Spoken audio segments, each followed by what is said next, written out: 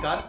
मैं ज्योतिष शास्त्री रमेश चौबे आज आपके समक्ष एक जन्म कुंडली का अध्ययन करने के लिए उपस्थित हुआ हूं। आज मैं आपको बताऊंगा इस कुंडली के माध्यम से कि कुंडली में यदि दुर्योग हैं तो कैसे अपना काम करते हैं, और कुंडली में यदि कोई अच्छा योग है तो कैसे अपना काम करता है और कैसे आपको फल देता है। ये कुंडली मेरे पास 4-5 दिन पहले आई थी और ये जो युवती हैं ये लगभग 21 वर्ष के लगभग हैं, 21-22 वर्ष के लगभग हैं। तो विवाह इनका हो चुका है और दाम्पत्य जीवन में इनकी कुछ समस्याएं आ रही हैं। तो इनका सवाल मुझसे था कि क्या मेरा दाम्पत्य चलेगा या हमारा डाइवोर्स हो जाएगा।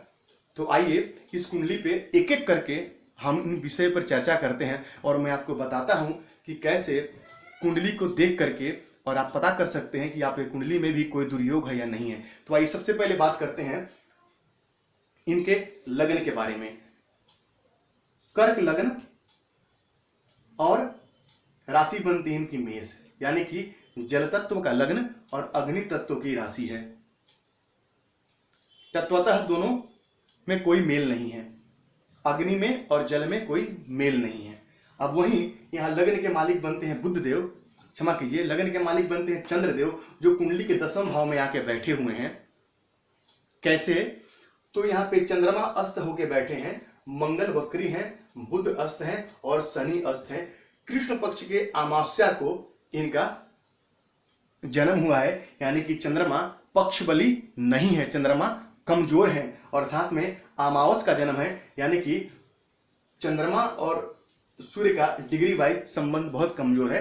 तो चंद्रमा यहाँ अस्त होकर बैठे हैं। अब लग्न के स्वामी का आके शनि के साथ बैठना यानी विष योग, और कैसे? तो अस्त होकर बैठे हैं, यानी कि लग्नेश के पास बिल्कुल बलाबल नहीं है। वहीं यहाँ पे कुंडली के 7वें भाव का स्वामी, 7वें भाव से हम दाम्पत्य का विचार करते हैं, तो 7वें भाव के स्वामी यहां बनते हैं शनिदेव, वो कुंडली के 10वें भाव में। हालांकि यहां पे शनि को कारकत्व प्रदान है, लेकिन कैसे बैठे हैं? तो नीच राशिगत बैठे हैं, मेष राशि में शनि नीच के हो जाते हैं। और कैसे? तो मैं बताया, तो वो शनि भी यहाँ पे अस्त होकर बैठे हैं, यानी कि शनि का भी यहाँ पे बलाबल बिल्कुल नहीं है। अब वहीं ये लग्न कुंडली से मांगलिक हैं और साथ में चंद्र कुंडली से भी मांगलिक हैं, क्योंकि लग्न कुंडली से 4वें भाव मंगल बैठे हैं और चंद्र कुंडली से बिल्कुल 7वें भाव मंगल बैठे हैं। तो ये लग्न और चंद्र दोनों से ये कुंडली मांगलिक है। अब देखिए, मंगल की चौथी दृष्टि 1, 2, 3, 4 कहां पड़ रही है? तो कुंडली के 7वें भाव पे। और मंगल, मैंने अपने पूर्व के वीडियो में मंगल दोष के बारे में आपको जानकारी दी है, आप जाके चाहें तो देख सकते हैं मेरे वीडियो को। तो मंगल की जब भी दृष्टि कुंडली के 7वें भाव पे पड़ेगी तो मंगल एक विच्छेदात्मक ग्रह है, और ऑलरेडी यहाँ पे केतु बैठे ही हैं, और कुजवत केतु यानी मंगल के समान ही केतु का फल पाया गया है, शास्त्रों में वर्णित है। और वहीं राहु देव की भी 7वीं दृष्टि कहां पड़ती है? तो कुंडली के 7वें भाव पे। अब मंगल की चौथी दृष्टि का पड़ना कहां पे? तो कुंडली के 7वें भाव पे।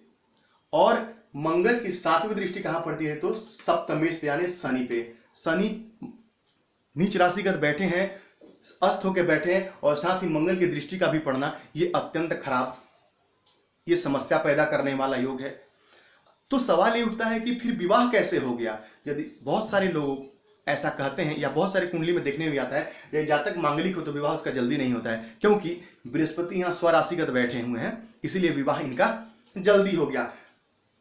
और इनकी जो दशा चल रही है वो मैं मंगल की ही दशा चल रही है, इनको मंगल की ही दशा चल रही है। 27/5/2015 से 27/5/2022 तक चलेगी। अब मंगल इस कुंडली में सप्तम भाव पे, क्षमा कीजिए, मंगल की यहाँ पे 7वें भाव पे दृष्टि और सप्तमेश पे दृष्टि है, तो विवाह तो मंगल ने करा दिया, साथ में बृहस्पति मजबूत है, तो विवाह इनका बिल्कुल समय से हो गया। लेकिन अब इनको दाम्पत्य में समस्या आ रही है, विवाह आगे चलाने में समस्याएं उत्पन्न हो रही हैं। अब आइए आगे और बातें करते हैं हम। अब वहीं पे विवाह के बाद का जो जीवन है वो शुक्र के हाथों में है। शुक्र जो है वो भोग विलास के कारक माने गए हैं। अब शुक्र इस कुंडली में सुख भाव के स्वामी हैं, वो जाके कुंडली के 12वें भाव में बैठे हैं, व्यय भाव में बैठे हैं। वहीं शुक्र पे शनि की 1, 2, 3 तीसरी दृष्टि का पड़ना, शनि देव की तीसरी दृष्टि पड़ती है शुक्र पे, और शनि की दृष्टि जब भी शुक्र पे ही क्यों ना पड़े, हालांकि उनके मित्र हैं, तो फिर भी ये क्या करते हैं, बड़े से बड़ा राजयोग भंग कर देते हैं। तो शनि की दृष्टि का पड़ना कहाँ, दाम्पत्य के कारक शुक्र पे, क्योंकि सप्तम भाव के कारक शुक्र को माना गया है काल पुरुष की कुंडली में। तो यहां पे शनि की तीसरी दृष्टि का पड़ना शुक्र पे, यह भी नेगेटिव पॉइंट है। वहीं साथ में यहां से यदि आप जोड़ेंगे तो 1, 2, 3, 4, 5, 6, 7, 8 और 9, यानी कि राहु की 9वीं दृष्टि कहां पड़ती है, तो देवगुरु बृहस्पति पे। और किसी भी लड़की के कुंडली में बृहस्पति जो है उसके पति के कारक माने गए हैं। तो यहां पे मैं आपको बताऊं कि भाव पीड़ित केतु का बैठना, भावेश पीड़ित और भाव का स्वामी पीड़ित, यानी कि भाव, भावेश और भाव के कारक तीनों यहां पीड़ित होकर बैठे हुए हैं। इस वजह से इनको दाम्पत्य में समस्या आ रही है। साथ ही साथ मैंने आपको बताया कि इनके, मैं आपको एक और बात बता दूं कि इनके सर्वाष्टक वर्ग में इनके सप्तम भाव को 30 अंक प्राप्त है। 30 अंक प्राप्त है। जातक यदि अपने मन से विचार करे, अपने मन से सोचे, लेकिन यहाँ पे मन से सोचने का सवाल इसलिए पैदा नहीं होता क्योंकि चंद्रमा बहुत ही ज्यादा पीड़ित है। देखिए मंगल भी एक क्रूर ग्रह है, हालांकि चंद्र मंगल की दृष्टि का होना ये लक्ष्मी योग है, लेकिन ये कभी भी आपको नहीं भूलना चाहिए कि मंगल है तो क्रूर ग्रह, मंगल है तो क्रूर ग्रह, तो दृष्टि का प्रभाव तो मंगल का चंद्रमा पे कहीं ना कहीं समस्या पैदा करेगा। एक बात और आपको बता दूं, चंद्र मंगल की जब भी दृष्टि होती है तो मंगल अग्नि तत्व के मालिक हैं और चंद्रमा जो है जल तत्व के मालिक हैं। तो जातक ब्लड प्रेशर की समस्या से कहीं ना कहीं जूझता है, क्योंकि लक्ष्मी योग वाली बात अलग है और दृष्टि प्रभाव यदि लेंगे, लक्ष्मी योग तो लाभ मिलेगा लक्ष्मी योग का, लेकिन समस्या भी वो बैठ के वहां पे देंगे ही देंगे। अब चौथे भाव में आपको बताया, चौथे भाव से हम सुख का विचार करते हैं, चौथे भाव का मालिक का व्यय भाव बैठना, चौथे भाव में मंगल का बैठना समस्या पैदा करेगा। वहीं साथ ही साथ मैं आपको बता दूं कि बुध देव जो इस कुंडली में अकारक हैं, यहाँ पे तीसरे और छठे भाव के स्वामी हैं और बैठे हैं कहाँ पे, तो सप्तमेश के साथ, यानी कि शनि के साथ। हालांकि वहां पे बुध को कारकत्व तो प्रदान है, बुध भी वहां पे कारक होते हैं, उस हिसाब से तो ठीक है, लेकिन जब भी 6, 8 और 12 भाव के स्वामी जहां बैठेंगे उस भाव में कहीं ना कहीं समस्या लाते हैं, तो वो भी अच्छा नहीं है। साथ ही साथ मैं चलता हूं आपको लेकर के नवमांश कुंडली की तरफ। अब यहाँ पे नवमांश कुंडली में हम सीधा सप्तम भाव पे आ जाते हैं। सप्तम भाव में यहाँ पे शनिदेव बैठे हुए हैं और यहाँ पे केतु बैठे हैं। राहु की दृष्टि का पड़ना शनि के ऊपर में ये अच्छा नहीं है।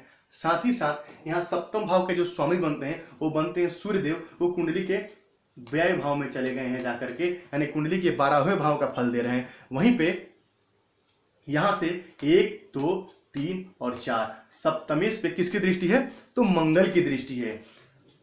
तो ये सारे संकेत अच्छे नहीं हैं, लेकिन देवगुरु बृहस्पति यहां भी 12 नंबर के घर में और यहां भी 12 नंबर के, यानी कि देवगुरु बृहस्पति है वर्गोत्तमी होकर बैठे हैं, ये अत्यंत ही श्रेष्ठ है।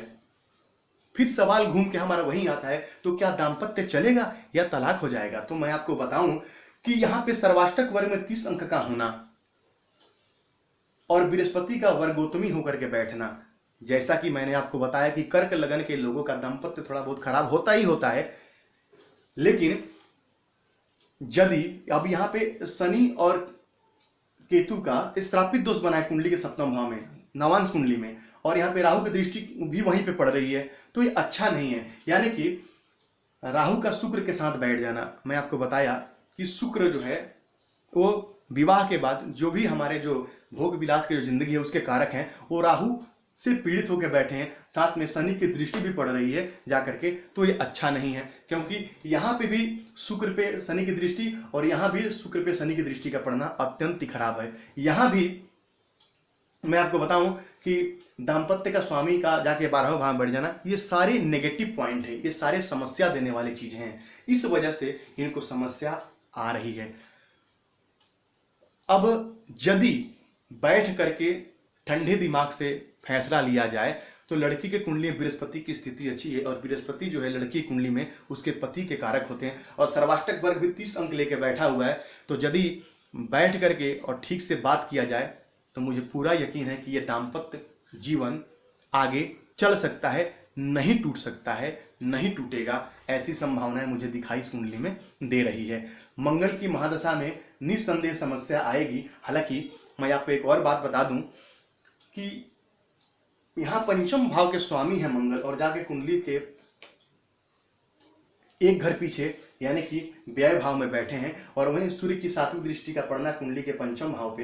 हालांकि बृहस्पति की भी दृष्टि यहाँ पड़ रही है, फिर भी यहाँ राहु की भी दृष्टि का पड़ना, यानी कि सूर्य की दृष्टि का पड़ना, राहु की दृष्टि का पड़ना, ये सारे कहीं ना कहीं समस्या पैदा करने वाला मुझे दिखाई देता है। वो इनको संतान को लेकर के भी, संतान प्राप्ति में समस्या आ सकती है। हालांकि एक बात और बताऊं आपको, शनि की दृष्टि कुंडली के 7वें भाव पे 10वीं दृष्टि पड़ती है, लेकिन यदि कोई ग्रह अस्त हो, मृतक हो, तो उसके दृष्टि का प्रभाव नहीं के बराबर होता है, यानी कि उसका कोई लाभ उसके दृष्टि का वहां नहीं मिलता है। तो यहां शनि की दृष्टि न के बराबर है। तो ये सब समस्या पैदा करने वाले हैं। यदि मंगल की दशा में ठंडे दिमाग से सोचा जाए, ठंडे दिमाग से समझा जाए तो दाम्पत्य बच सकता है। हालांकि मंगल जो है वो शुक्र के घर में शुक्र से तात्कालिक शत्रुता बना के बैठे हैं, ये भी अच्छा नहीं है। स्थितियां काफ़ी कमज़ोर है, स्थितियां काफ़ी नाजुक है, लेकिन यदि बैठ करके दोनों पक्ष, लड़की और लड़के दोनों पक्ष बैठ के सही फैसला ले तो बात बन सकती है, बात आगे चल सकती है। वक्री होकर बैठे हैं मंगल देव, ये भी समस्या। मंगल कहीं ना कहीं रिश्तों के कारक होते हैं, तो छोटे छोटे उपाय यदि ये करें तो इनको लाभ होगा। मैं इनको कहना चाहूँगा कि आप एक मोती धारण कर सकते हैं। मोती धारण करने से जो है दिमाग संतुलित रहेगा, मन संतुलित रहेगा, और निर्णय सही तरीके से ले सकते हैं। एक पोखराज भी पहन सकती हैं, क्योंकि देवगुरु बृहस्पति की स्थिति इनके कुंडली में काफ़ी अच्छी है। यदि हम देवगुरु बृहस्पति को मजबूत करें तो कहीं ना कहीं बात बन सकती है और दाम्पत्य आगे चल सकता है। तो ये एक छोटी सी जानकारी आपके लिए। आप भी मुझे बताइए कि आपको कैसा लगा, और आप भी कुछ कहना चाहते हैं तो कमेंट बॉक्स में निस्संदेह कहिए। और आप भी देखिए कि कैसे योग और दुर्योग हमारी कुंडली में काम करते हैं। तो मुझे यकीन है कि आज मैंने जो बताया आपको पसंद आया होगा। यदि आपको पसंद आया है तो प्लीज़ मेरे चैनल को सब्सक्राइब कीजिए, लाइक कीजिए और शेयर कीजिए। तो इसी मंगल कामना के साथ आपका दिन मंगलमय हो। तो आज के लिए इतना ही। नमस्कार।